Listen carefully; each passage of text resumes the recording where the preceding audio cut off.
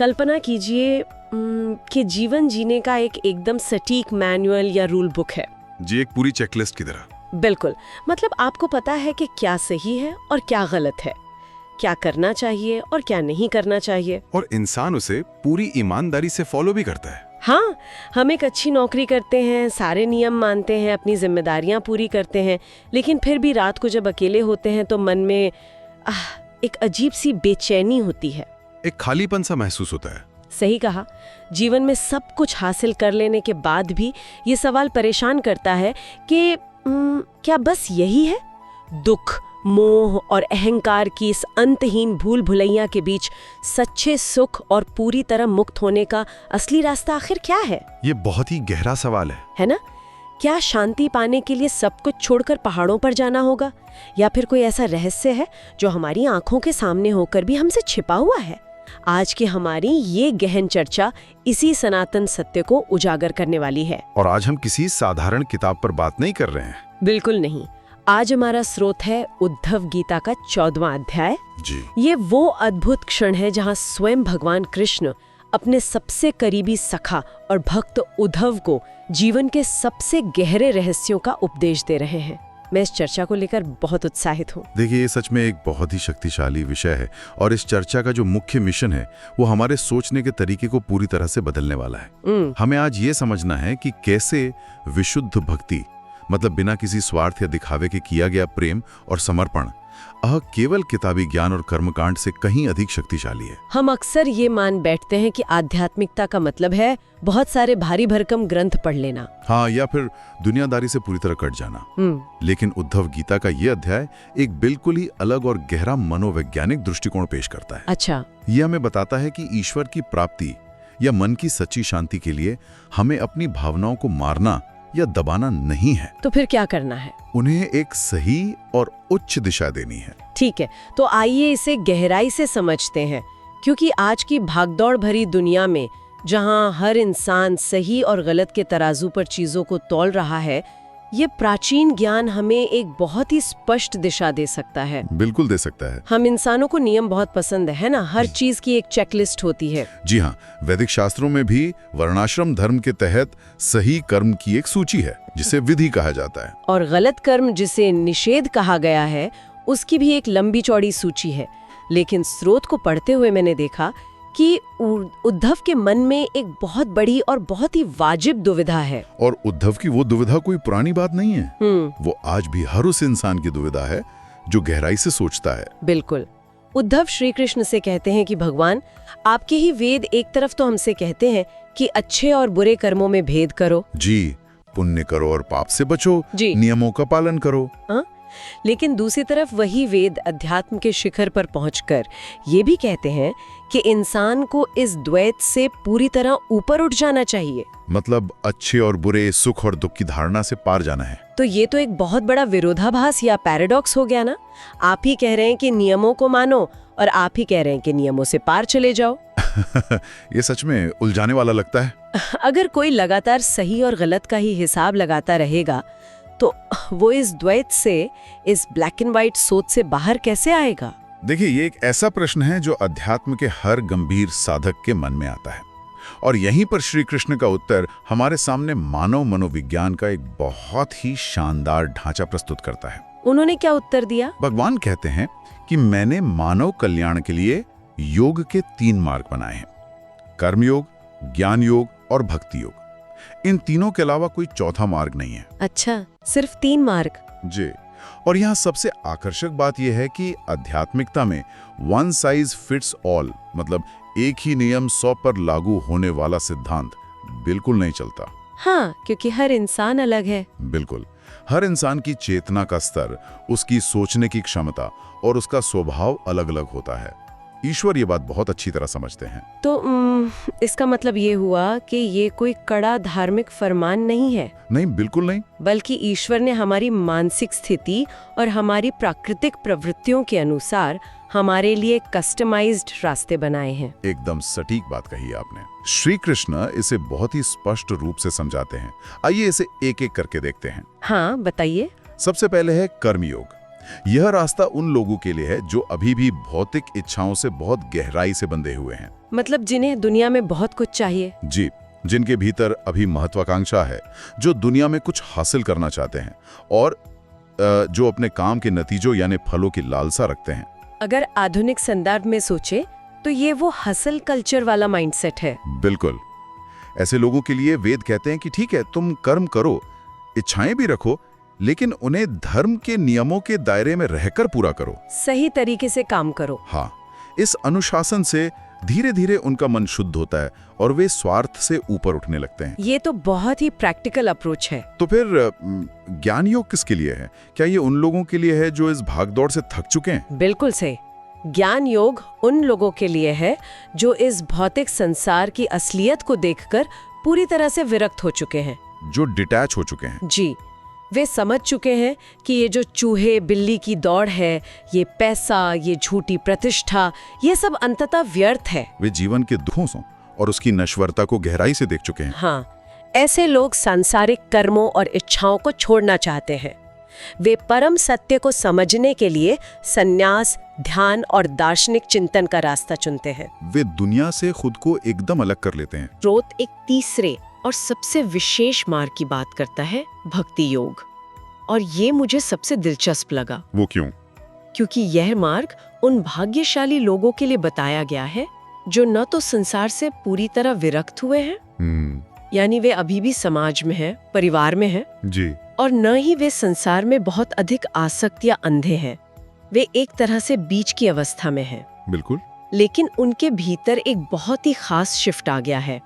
भगवान की कथाओं और उनकी महिमा को सुनने में उनकी गहरी श्रद्धा जागृत हो गई है। और उनका हृदय किसी तर्क से नहीं बल्कि प्रेम से ईश्वर की ओर आकर्षित हो गया है। सही कहा। और इसीलिए भक्ति योग को इतना ऊंचा दर्जा दिया गया है।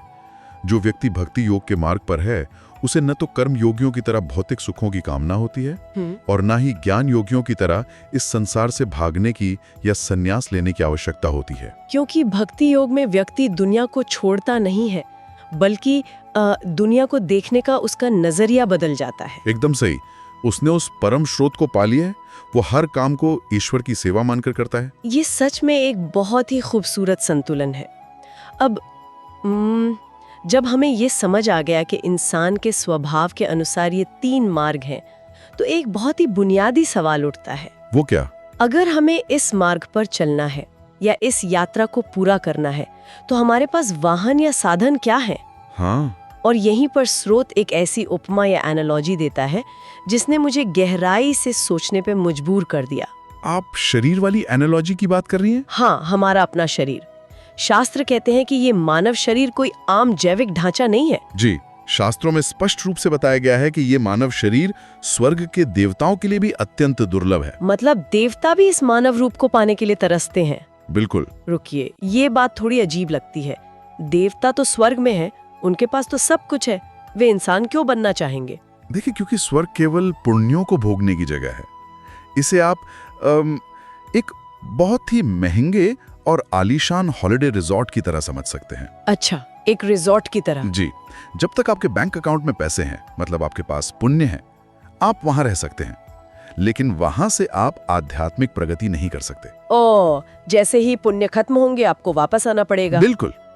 लेकिन मानव शरीर एक ऐसा जंक्शन है, एक ऐसा चौराहा है जहां से आप कर्मों के इस पूरे चक्र को तोड़ सकते हैं, जन्म मृत्यु से हमेशा के लिए मुक्त हो सकते हैं। जी, इसीलिए स्रोत में इस मानव शरीर को एक बहुत ही मजबूत नौका के रूप में दर्शाया गया है। ये भवसागर पार करने की नाव है। और जाहिर है, अगर भवसागर पार करना है तो एक अच्छी नाव ही काफी नहीं है, इस नौका को चलाने वाला एक कुशल कप्तान भी चाहिए। बिल्कुल चाहिए। स्रोत बताता है कि इस शरीर रूपी नौका का कप्तान एक प्रामाणिक आध्यात्मिक गुरु है। जी। और भगवान के जो निर्देश हैं, जो वैदिक शास्त्रों का ज्ञान है, वे उन अनुकूल हवाओं की तरह हैं जो इस नौका को सही दिशा में आगे बढ़ाती हैं। कितनी अद्भुत कल्पना है। सच में, नाव भी है, पतवार संभालने वाला गुरु भी है और सही दिशा में बहने वाली शास्त्रों की हवा भी है। हाँ। लेकिन यहाँ पर एक बहुत ही कड़ी और विचलित करने वाली चेतावनी भी दी गई है। कैसी चेतावनी? श्री कृष्ण कहते हैं कि जिस व्यक्ति को ये दुर्लभ मानव शरीर रूपी नौका मिल गई है, उसके जीवन में अनुकूल हवाएं भी चल रही हैं और गुरु रूपी कप्तान भी मौजूद हैं। जी। लेकिन फिर भी अगर वह व्यक्ति इस भवसागर को पार करने का प्रयास नहीं करता तो उसे अपने ही आत्मा का हत्यारा माना जाता है। आत्मा का हत्यारा, ये तो बहुत ही सख्त और चुभने वाला शब्द है। आमतौर पर हम अध्यात्म में इतनी सख्त भाषा नहीं सुनते। देखिए, ये सख्त भाषा इसलिए इस्तेमाल की गई है ताकि हम इंसान समय की असली कीमत को समझ सके। दुर्लभ अवसर को सिर्फ सांसारिक सुखों को इकट्ठा करने में बर्बाद कर रहे हैं। ये एक तरह की आध्यात्मिक आत्महत्या ही तो है। यहाँ बात सच में बहुत दिलचस्प हो जाती है, क्योंकि समय की इस कीमत और हमारे मोह को समझाने के लिए स्रोत में एक और बहुत ही सटीक एनालॉजी दी गई है। पक्षी और पेड़ वाली एनालॉजी? हाँ, पक्षी और पेड़ का उदाहरण। कल्पना कीजिए कि एक विशाल पेड़ है जिस पर एक पक्षी ने बड़ी मेहनत से अपना एक सुंदर घोंसला बनाया है। जी। वह पक्षी उस घोंसले में बहुत आराम से और खुश है, लेकिन तभी कुछ निर्दयी लक्कड़हारे आते हैं और उस पेड़ की जड़ों पर कुल्हाड़ी मारना शुरू कर देते हैं। बिल्कुल। अब अगर वो पक्षी अक्लमंद है तो वो बिना किसी मोह के उस घोंसले को, उस पेड़ को तुरंत छोड़ देगा और किसी सुरक्षित जगह उड़ जाएगा। और इस उपमा के पीछे का जो गहरा अर्थ है वो सच में हमारी आंखें खोलने वाला है। वो कैसे? वो जो पेड़ है वो हमारा ये भौतिक जीवन है, ये शरीर है, हमारे रिश्ते नाते और हमारी संपत्ति है जिसे हमने अपना मान लिया है। और वे जो निर्दयी लकड़हारे हैं वे कोई और नहीं बल्कि दिन और रात हैं। समय का चक्र। बिल्कुल। हमारा हर गुजरता हुआ दिन और रात हमारे जीवन रूपी पेड़ को काट रहा है। हर पल मृत्यु हमारी ओर बढ़ रही है। और विडंबना देखिए कि हम उस पक्षी की तरह है जो उस कटते हुए और गिरते हुए पेड़ पर बैठकर बस ये सोच रहा है कि मेरे घोंसले का इंटीरियर कितना सुंदर है। जी, हमने इसे कितनी मेहनत से सजाया है। हमें इस मोह को छोड़ना ही होगा। हमें ये समझना होगा कि ये शरीर, ये घर स्थायी नहीं है, ये बस एक टेम्पररी स्टॉप है। लेकिन ये जानते हुए भी कि सब कुछ अस्थायी है, मोह छोड़ना इतना आसान नहीं होता। बिल्कुल नहीं होता। और इसका सबसे बड़ा कारण हमारा अपना मन है। अगर शरीर एक नौका है जिसे हमें सुरक्षित किनारे तक ले जाना है तो इस यात्रा में सबसे बड़ा तूफान हमारा अपना अशांत मन ही पैदा करता है। यही तो हम सबकी सबसे बड़ी समस्या है। मन हमेशा उन चीजों की तरफ भागता है जो इसे तुरंत सुख देती हैं। जी, इंद्रिय तृप्ति की ओर, एकदम से शॉर्ट टर्म प्लेजर की ओर दौड़ता है। तो ऐसे में इस मन को वश में कैसे किया जाए? क्या कोई ऐसा स्विच है या कोई ऐसी तकनीक है जिसे अपनाते ही मन रातों रात शांत हो जाए? क्या हम बस सब कुछ ब्लॉक करके इसे रोक सकते हैं? काश ये इतना आसान होता। लेकिन श्री कृष्ण एक बहुत ही व्यवहारिक मनोविज्ञानी की तरह बात करते हैं। वे मन को एक जंगली घोड़े की उपमा देते हैं। अच्छा, एक जंगली घोड़ा? हाँ, सोचिए, अगर आप एक जंगली घोड़े को जंगल से पकड़ कर लाएं और अचानक से उसे मोटी जंजीरों में जकड़ दें। जी, या उस पर तुरंत जीन कसकर सवारी करने की कोशिश करें तो क्या होगा? वो घोड़ा भड़क जाएगा। बिल्कुल। वो या तो आपको उठाकर पटक देगा या संघर्ष करते हुए खुद को बुरी तरह लहूलुहान कर लेगा। एक विशेषज्ञ घुड़सवार ऐसा कभी नहीं करता। तो एक समझदार घुड़सवार क्या करता है? क्या वो उसे खुला छोड़ देता है कि जो मर्जी आए करो? अगर हम मन को खुला छोड़ देंगे तो वो तो हमें बर्बाद कर देगा। देखिए, वो उसे पूरी तरह खुला भी नहीं छोड़ता और जंजीरों में भी नहीं जकड़ता।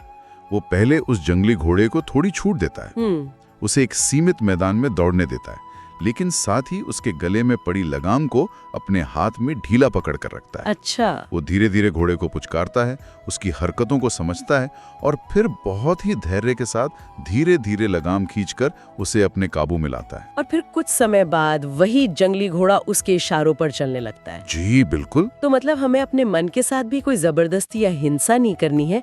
अगर मैं इसे आज के समय से जोड़ूं तो ये वैसा ही है जैसे कोई व्यक्ति अचानक से सोशल मीडिया की लत छोड़ने का फैसला करे। सही उदाहरण है। वो अपना फोन तिजोरी में बंद कर दे और सोचे कि वो अब एक साधु बन गया है, लेकिन 2 घंटे बाद उसका मन उस जंगली घोड़े की तरह भड़कता है और वो तिजोरी तोड़ता है। हाँ, और फिर 4 घंटे तक लगातार फोन देखता रहता है। अगर हम इसे व्यापक संदर्भ से जोड़कर देखें तो मन पर नियंत्रण सच में कोई हिंसक या अचानक होने वाली प्रक्रिया नहीं है। हाँ। अगर आप एकदम से सब कुछ छोड़कर बैठ जाएंगे और मन की इच्छाओं को दबाने की कोशिश करेंगे तो वो दोगुनी ताकत से पलटवार करेगा। तो फिर सही तरीका क्या है? श्री कृष्ण कहते हैं कि मन को सत्वगुण का अभ्यास करते हुए धीरे धीरे वश में करना चाहिए। सत्वगुण का मतलब है एक ऐसा लाइफस्टाइल अपनाना जहां क्लैरिटी हो, शांति हो और अनुशासन हो। सत्व गुण का अभ्यास मतलब अपनी खान पान को सादा करना, अपनी आदतों को सुधारना। जी, और ऐसी संगति या ऐसा कंटेंट कंज्यूम करना जो मन में उथल-पुथल न मचाए। एकदम सही। और जैसे जैसे हम अपने जीवन को इस अनुशासन में ढालते हैं और अपनी बुद्धि के द्वारा उस लगाम को धीरे धीरे खींचते हैं, मन शांत होने लगता है। लेकिन यहाँ श्री कृष्ण एक और अचूक तरीका बताते हैं। इस मन को शांत करने का सबसे असरदार तरीका है इसे भगवान की सेवा में यानी भक्ति में लगा देना। अच्छा? जब मन को भक्ति का एक उच्च कोटि का आनंद, एक दिव्य रस मिलने लगता है, तो वो निचले स्तर के सांसारिक सुखों को अपने आप छोड़ देता है, उसे कुछ बेहतर मिल जाता है। ये तो बहुत ही तार्किक बात है। मतलब आप मन से उसका पुराना खिलौना जबरदस्ती छीन नहीं रहे हैं। नहीं, बिल्कुल नहीं। बल्कि उससे एक बहुत ही सुंदर और बड़ा खिलौना दे रहे हैं, ईश्वर का प्रेम। जब मन इस प्रेम में अनुशासित होना सीख लेता है तो आगे क्या होता है? हाँ। वो कौन सी अवस्था है जहाँ पहुंचकर कोई और नियम, कोई और कर्मकांड आवश्यक नहीं रह जाता? यहीं पर उद्धव गीता में भक्ति योग अपनी परम सर्वोच्चता सिद्ध करता है। हाँ, स्रोत बहुत ही स्पष्ट करता है कि जब कोई व्यक्ति भगवान की विशुद्ध भक्ति में पूरी तरह डूब जाता है तो उसके भीतर एक अद्भुत परिवर्तन होता है। कैसा परिवर्तन? एक बहुत ही सुंदर उपमा दी गई है, जैसे धधकती हुई आग सूखी लकड़ियों के एक बड़े से पहाड़ को भी कुछ ही पलों में जलाकर राख कर देती है। जी, ठीक वैसे ही विशुद्ध भक्ति व्यक्ति के जन्म जन्मांतर के सारे पापों और कर्म बंधनों को भस्म कर देती है। अरे वाह! और इस अवस्था को समझाने के लिए श्रोत में एक बहुत ही गहरा आध्यात्मिक विचार इस्तेमाल किया गया है, हृदय की गांठ का कटना। हृदय की गांठ, ये सुनने में जितना काव्यात्मक लगता है, इसके पीछे का दर्शन उतना ही गहरा है। ये गांठ असल में है क्या? ये अज्ञान और अहंकार की गांठ है। हम मूल रूप से एक शुद्ध आत्मा हैं, लेकिन हमने गलती से इस भौतिक शरीर, अपने बैंक बैलेंस, अपनी जॉब के टाइटल को ही मैं मान लिया है। आत्मा और जड़ पदार्थ के बीच जो ये झूठा गठबंधन बन गया है, जो मैं और मेरा का भ्रम है, वही हृदय की गांठ है। अगर मैं इसे एक मॉडर्न एनालॉजी से समझूं, तो ये ऐसा है जैसे आप कोई वीडियो गेम खेल रहे हैं। जी। और आप गेम के उस कैरेक्टर के साथ इतने ज्यादा जुड़ गए हैं कि जब गेम में उस कैरेक्टर को चोट लगती है तो आप असल जिंदगी में रोने लगते हैं। बिल्कुल। आप भूल गए कि आप कैरेक्टर नहीं हैं। हाँ, आप तो वो इंसान हैं जिसके हाथ में कंट्रोलर है। और जब व्यक्ति भक्ति के माध्यम से ये अनुभव कर लेता है कि भगवान ही परम सत्य है और वो उनका अंश है, तो एक ही झटके में वो अज्ञान की गांठ कट जाती है। बहुत ही सटीक उदाहरण है। और स्रोत कहता है कि जब ये गांठ कटती है तो सारे संशय, सारे भ्रम हमेशा के लिए दूर हो जाते हैं। हाँ। और सबसे बड़ी बात, कर्मों की जो अंतहीन चेन है कि आपने एक काम किया, फिर उसका फल भोगने के लिए दूसरा जन्म लिया, हाँ, वो चक्र चलता रहता है। वो कर्मों का बंधन पूरी तरह से टूट जाता है। लेकिन रुकिए, यहाँ मुझे एक बात खटक रही है। तो इस सब का असल मतलब क्या है? आप किस संदर्भ में पूछ रही हैं? स्रोत में एक जगह कहा गया है कि एक शुद्ध भक्त को प्रायश्चित करने की जरूरत नहीं होती।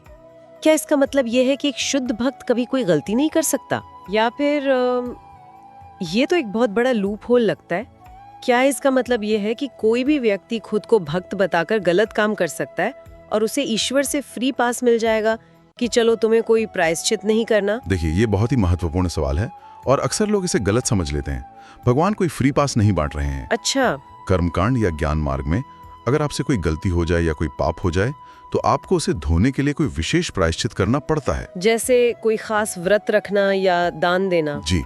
लेकिन श्री कृष्ण उद्धव को स्पष्ट करते हैं कि यदि उनका कोई समर्पित भक्त, जिसका हृदय पूरी तरह से भगवान के प्रेम में डूबा हुआ है, उससे अनजाने में या किसी पुरानी आदत के कारण कोई गलती या पाप हो भी जाए, तो उसे कर्मकांड की तरह कोई अलग से प्रायश्चित करने की आवश्यकता नहीं है। ऐसा क्यों? गलती तो गलती है ना? क्योंकि यहाँ इरादे की बात हो रही है, इंटेंशन की। एक सच्चा भक्त जानबूझकर कभी पाप नहीं करता। हाँ। लेकिन अगर वो अपनी पुरानी प्रवृत्तियों के कारण फिसल जाता है तो उसके भीतर जो निरंतर भक्ति चल रही है, जो ईश्वर का स्मरण चल रहा है, वही अपने आप में सबसे बड़ा शुद्धिकरण है। मतलब वो भक्त उस निरंतर आग में है जो हर अशुद्धि को जला रही है। बिल्कुल। उसे किसी बाहरी कर्मकांड की जरूरत नहीं है। भगवान कहते हैं कि ज्ञान और वैराग्य, जिन्हें पाने के लिए लोग सालों तक जंगलों में कठिन तपस्या करते हैं, जी, वे विशुद्ध भक्ति के केवल स्वाभाविक उत्पाद हैं, यानी बाई प्रोडक्ट्स हैं। ओहो, मतलब अगर आपने ईश्वर से सच्चा प्रेम कर लिया तो संसार से वैराग्य और परम सत्य का ज्ञान आपको बोनस में अपने आप मिल जाएगा। एकदम सही। उसके लिए अलग से कोई संघर्ष नहीं करना पड़ेगा। ये तो वैसा ही है कि अगर आपने सूर्य की तरफ चलना शुरू कर दिया तो प्रकाश और गर्मी तो अपने आप आ ही जाएगी। आपको अलग से रोशनी ढूंढने की जरूरत नहीं है। बहुत सुंदर बात कही। एक सच्चा भक्त ज्ञान और वैराग्य के लिए लालायत नहीं होता, वो केवल भगवान की सेवा और उनका प्रेम चाहता है। और यही कारण है कि भगवान उसे सब कुछ प्रदान करते हैं, यहाँ तक कि मोक्ष भी। लेकिन एक मजे की बात बताऊं? क्या? एक सच्चा भक्त तो ईश्वर से मोक्ष या मुक्ति भी नहीं मांगता। वो स्वर्ग, नर्क या मोक्ष से ऊपर उठकर केवल भगवान की प्रसन्नता में ही अपना सबसे बड़ा आनंद देखता है। ये विचार सच में बहुत गहरा और दिल को छू लेने वाला है। तो अगर हम इस पूरी चर्चा को समेटें और ये सोचें कि इस प्राचीन शास्त्र से आज के एक आम इंसान के जीवन में क्या व्यावहारिक बदलाव आना चाहिए। आप 9 से 5 की जॉब करने वालों की बात कर रही हैं? हाँ, जो सुबह 9 से शाम 5 बजे तक की नौकरी कर रहा है, जो EMI भर रहा है, उसके जीवन में क्या बदलाव आना चाहिए? देखिए, सबसे बड़ी सीख ये है कि इन शिक्षाओं का उद्देश्य हमें कर्मों से दूर भगाना या समाज से काटना बिल्कुल नहीं है।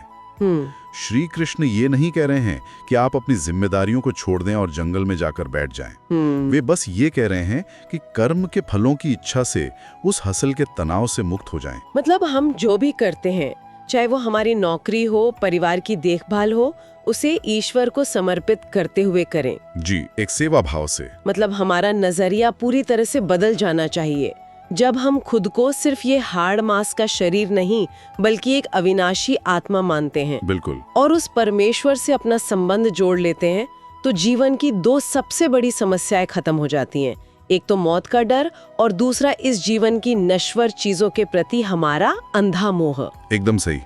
हम इस दुनिया में रहेंगे, इसके सभी कर्तव्यों को निभाएंगे, लेकिन उस कमल के फूल की तरह जो पानी में रहकर भी उस पानी से अछूता रहता है। तो चलिए आज की इस शानदार चर्चा के मुख्य बिंदुओं को एक बार फिर से याद कर लेते हैं। जी। पहला, कर्म, ज्ञान और भक्ति, ये आत्म साक्षात्कार के 3 मार्ग हैं, लेकिन इन सब में विशुद्ध भक्ति सर्वोच्च है क्योंकि यह सीधे ईश्वर से जुड़ती है, और ज्ञान तथा वैराग्य इसके साथ अपने आप आ जाते हैं। और दूसरा महत्वपूर्ण बिंदु हमारा, ये मानव शरीर एक अत्यंत दुर्लभ और कीमती नौका है।